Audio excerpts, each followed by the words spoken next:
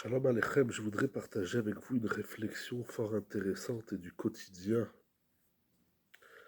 tirée de Tiva Keila de Rav Gamliel Rabinovitch sur la parashat Mishpatim. Dans cette paracha, il y a toutes les lois de Nezikim, c'est-à-dire des dommages qu'on risque de causer à autrui.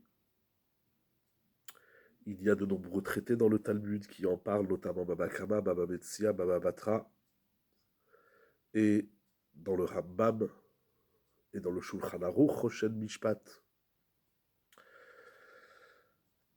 Une de ces lois, qu'on trouve d'ailleurs au début du traité Baba Kama, Arba Avot Nezikim, Abor Amavea Ever.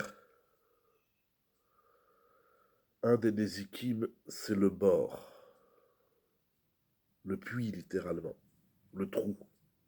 C'est écrit dans la paracha de Mishpatim, lorsqu'un homme creuse un trou dans un lieu public, et donc toute chose qu'on laisse traîner où une personne va trébucher, va se faire mal, et voilà que cette personne dans ce trou va tomber, va se blesser ou va mourir. Alors la Torah a défini les lois et les règles de ce bord, de ce trou. Le Talmud nous enseigne que pour être condamnable, il faut que le trou fasse une profondeur de 10 tefachim, 10 points, c'est-à-dire 80 cm, 1 mètre.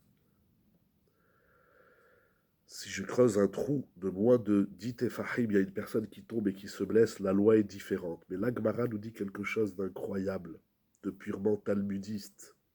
Si Réhouven a creusé le trou de 9 tefachim, il vient Shimon, une deuxième personne, et elle creuse le 10e téphar. Le Talmud nous enseigne que c'est le second, c'est-à-dire Shimon, qui est condamnable, parce que c'est lui qui a rendu le trou apte, malheureusement, à causer la mort à autrui.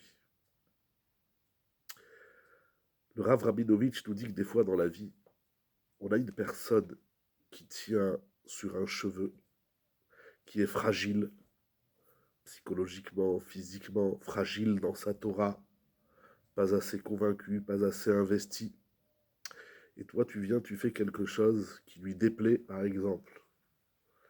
Et ça va l'éloigner davantage. C'est ce petit quelque chose de négatif qui fait, c'est cette carte, j'ai envie de dire, qui est en bas, dans la partie inférieure du château que tu tires et tout s'écroule.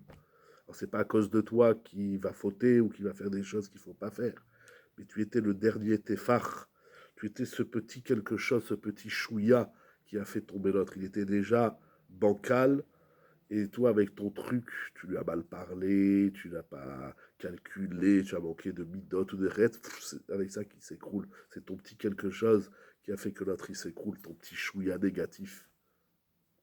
Il a sa part de responsabilité, mais somme toute, c'est toi, ce petit quelque chose-là, qui l'a fait tomber.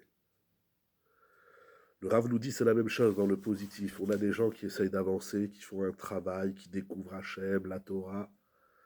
Et toi, tu viens, ce qu'on appelle dans le Talmud Maké Bepatish, tu donnes le dernier petit coup, le dernier petit quelque chose qui va l'enflammer, qui va l'élancer à rentrer dans la Vodat Hachem. Des fois, c'est un petit mot.